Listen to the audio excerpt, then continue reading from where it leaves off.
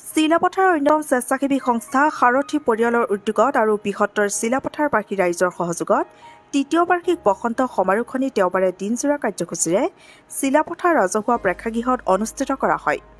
পুৱা পতাকা উত্তোলন, বন্তি প্ৰজ্বলন কৰি সমাজৰ শতাধিক বয়োজ্যেষ্ঠ লোকৰ পৰা সাৰথী পৰিয়ালে সেৱা জনাই আশীৰ্বাদ লয়। অনুষ্ঠানটোত মুকলি সভাৰ সভাপতিত্ব কৰে সাৰথীৰ মুখ্য উপদেষ্টা কুমুদ চন্দ্ৰ দত্তই। আনহাতে সভাত সাংস্কৃতিক জগতলৈ সেৱা আগবঢ়াই অহা চিলাপথাৰৰ 11জনকৈ বিশিষ্ট ব্যক্তিক ফুলাম গামোচা মানপত্ৰৰে সম্বৰ্ধনা জনোৱা হয়।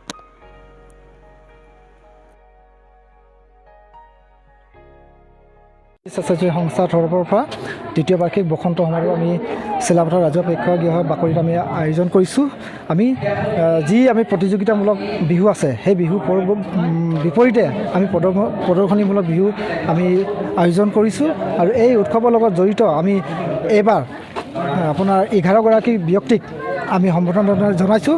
লগতে আমি সাৰথী স্বেচ্ছাসেৱী সংস্থা কৰ্মীসকলে বিগত বৰ্ষৰ দৰে এইবাৰ 60 বছৰ ঊৰ্ধ ককা আইতা আমি 200তকৈ অধিক আমি আজি সম্বৰ্ধনা জনাইছোঁ।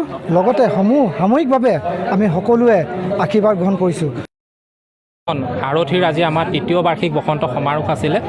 আমি এইবাৰ চিলাপথাৰৰ ৰাজহুৱা প্ৰেক্ষাগৃহত এই অনুষ্ঠানটো কৰিছিলোঁ। চিলাপথাৰ অঞ্চলৰ প্ৰায় 11জন বিশিষ্ট ব্যক্তিক সম্বৰ্ধনা জনোৱা হৈছিলে আৰু তাৰ বাহিৰেও আৰু সমাজৰ অন্যান্য ক্ষেত্ৰৰ আৰু 4গৰাকী ব্যক্তিক সম্বৰ্ধনা জনাইছিলে।